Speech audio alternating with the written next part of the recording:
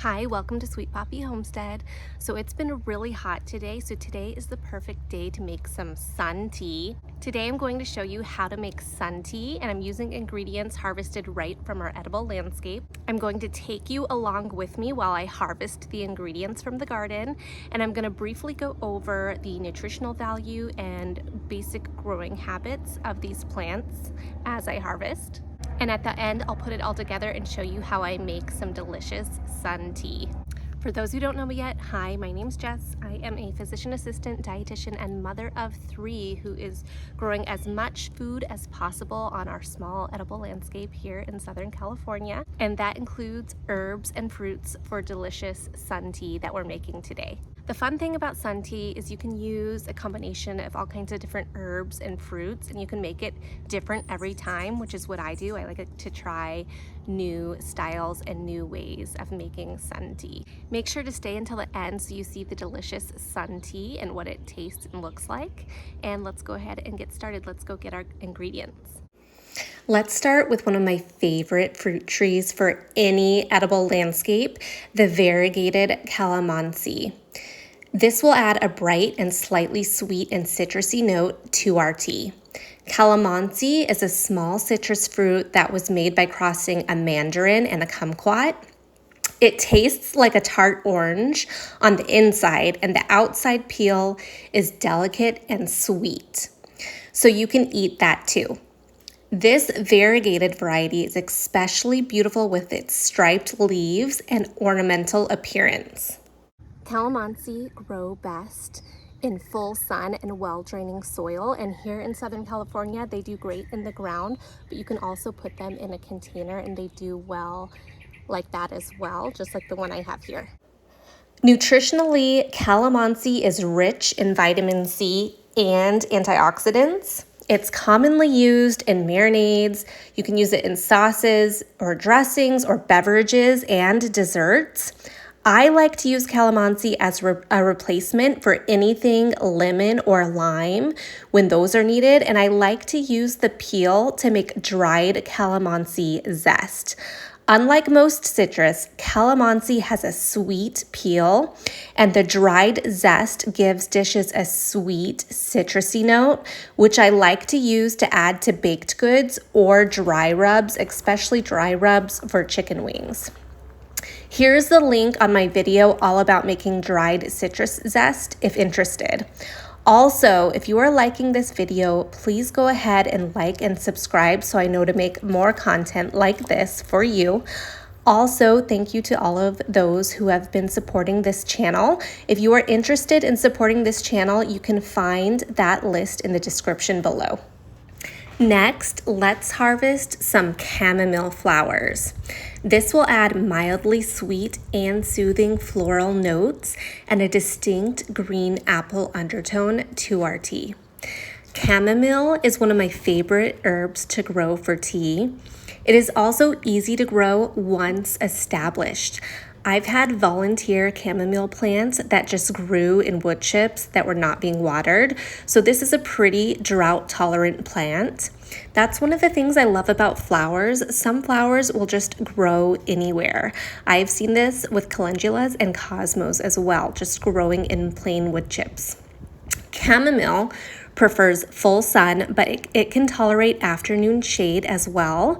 Once established, it often reseeds itself and returns year after year. Chamomile is well known for its calming properties and has traditionally been used to promote relaxation and support sleep. If you have never tried growing your own chamomile, you are in for a treat because it tastes so much better and different than store-bought chamomile tea. When you grow it yourself, it smells and tastes like mild green apples with floral notes. And once you grow your own, I promise you will not want to go back to store-bought.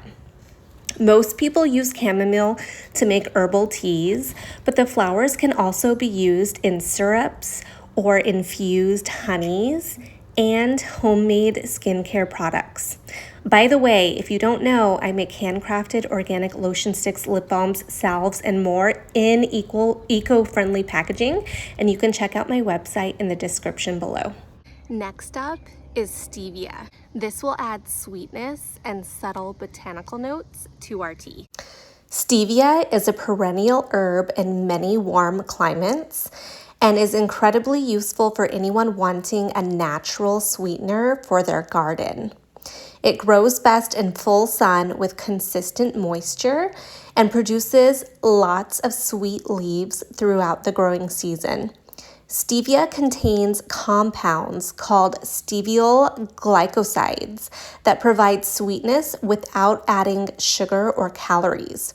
The leaves can be used fresh or dried in teas and beverages, but it can also be used as a sugar alternative for baking, cooking, or as a tabletop sweetener.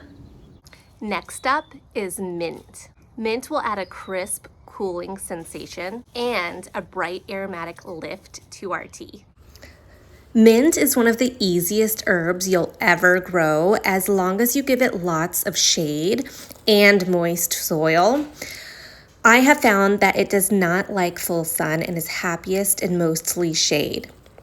In fact, it's so vigorous that it is recommended to grow in containers to keep it from taking over your garden. The truth is, if you let mint go to seed even once and it is in a container, you are still going to have it take over your garden. So be forewarned. I had this experience with lemon balm, which is a close relative to mint. I planted one plant in the ground and the next year it took over a small section of the garden and it self-seeded all over the yard, even in the gravel areas where there's no watering. I have chickens and I used to let them range this particular area and the chickens wiped out the lemon balm entirely and now I have none. So now I need to plant more. So I do plant mint in the ground, but I would be happy for it to take over some areas. I think mint has a bad reputation, but mint is a great way to combat aggressive weeds like crabgrass, for instance. And we use a lot of mint for me and my family and our chickens. So I like a lot of mint. I also know that if the mint takes over too much in our yard, I can just have our chickens graze the area and it will be picked clean quite quickly. It's commonly used in teas like this, desserts, fruit salads, sauces, and refreshing summer drinks. I also like to use it in my tzatziki sauce. Mint provides a cooling flavor and contains antioxidants that have been studied for their potential health benefits for things like cancer prevention, and its antimicrobial, anti-inflammatory, and cardioprotective effects. Next, let's harvest some thyme. This will add an earthy and herbaceous flavor with a bright, refreshing taste to our tea. Thyme is drought tolerant. It's a perennial herb that thrives in partial shade and it likes well-draining soil. I really like thyme as an edible ground cover because it's attractive, useful, and pollinator friendly. Thyme contains beneficial compounds with powerful antioxidants. It also has anti-inflammatory and antimicrobial properties. Most people think of thyme in savory dishes, but it also pairs surprisingly well with citrus and herbal teas. Next, let's add some of this. This is lemongrass. This will add a vibrant lemony flavor to our tea. Lemongrass is a tropical perennial grass that thrives in full sun and warm temperatures. It's incredibly productive and easy to grow, especially in California.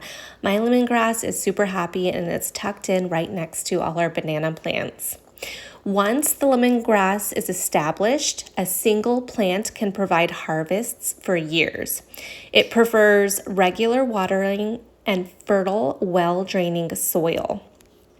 Nutritionally, lemongrass contains antioxidants and beneficial plant compounds that have traditionally been used in herbal teas and wellness beverages. It has a bright citrus flavor that complements fruits and herbs without being overly tart. Lemongrass is commonly used in herbal teas, soups, curries, stir fries, marinades, and infused beverages. I also use it in my skincare products. I like to use it in tea and to make lemongrass chicken wings, especially as well, or adding it to soups. For this tea, I'm going to just trim the upper leaves. That way I can reserve the stalks for cooking. If you are interested in growing lemongrass, I have a video here all about it. And last but not least, we have lemon verbena. This will add a bright, zesty, and subtly sweet citrus flavor with herbal undertones to our tea. Above is a video all about growing lemon verbena if interested. Lemon verbena is a fragrant, perennial shrub that thrives in full sun and well-draining soil. Lemon verbena is a staple in my garden and I highly recommend growing it. In fact, I want to add more. It is prized for its intense lemon fragrance and flavor and one of my favorite lemony scents in the garden. And that's saying a lot because I grow a lot of lemon scented things. This smells so good. It contains antioxidants and beneficial plant compounds and has traditionally been used in herbal teas and digestive wellness blends. The leaves are commonly used in teas, infused water, desserts, syrups, fruit dishes, jams, salads, and baked goods. Unlike citrus fruits, lemon verbena provides a bright lemon flavor without adding the acidity. Our chickens also love this herb just as much as we do, and I think it's my chicken's favorite herb. Now that we have everything harvested, let's make our sun tea. First, wash all ingredients thoroughly. Then you're going to cut your citrus in half, add the citrus to the jar. Then you're going to add all your other ingredients to the jar as well. I will list the jar that I'm using below in the description. I love to use these jars to store rice or dried beans because it has these nice airtight lids. I also like these jars to make kefir, and these would be a great use for fermented veggies as well. Today we are adding the calamansi, chamomile, stevia, mint, thyme, lemongrass, and lemon verbena to the jar. Next, you're going to fill the jar with filtered water and place it outside in a sunny location for about 3 to 4 hours. The gentle warmth of the sun slowly infuses all those amazing flavors together. After 3 to 4 hours in the sun, the tea is ready to strain and serve. You can enjoy it as is or served over ice, which is what I like to do. You could also freeze into ice cubes. I have the silicone ice cube tray and all items used in the description below. Here is the finished tea. This tea is refreshing, naturally sweetened, and made entirely from ingredients grown right here in the edible landscape. So here is our sun tea. I cannot tell you how delicious this is and how refreshing it is on a hot day. We've been out in the sun at the splash pad all day, so this is so refreshing. This is my first time trying this combination, and I think this is one of my favorites so far because the stevia gives it such sweetness and the citrus is so nice and it's such a nice herbal blend. And there's no sugar in this. That's the best part. So I'm really enjoying the stevia in the garden. I highly recommend. And I think next time I might try some lavender and passion fruit and mix them in with some different herbs. So let me know if you'd like to see that video. Now is a great time to check out my video all about how to grow and harvest passion fruit, as this is nice to grow for teas as well. I also like to use passion fruit to eat out of hand and make passion fruit kefir, jams, and muffins. I will list this video in the end screen for you. If you enjoyed this video, be sure to like, subscribe, and leave a comment below letting me know what ingredients you put in your sun tea. Thanks for watching, and I'll see you next time. Bye.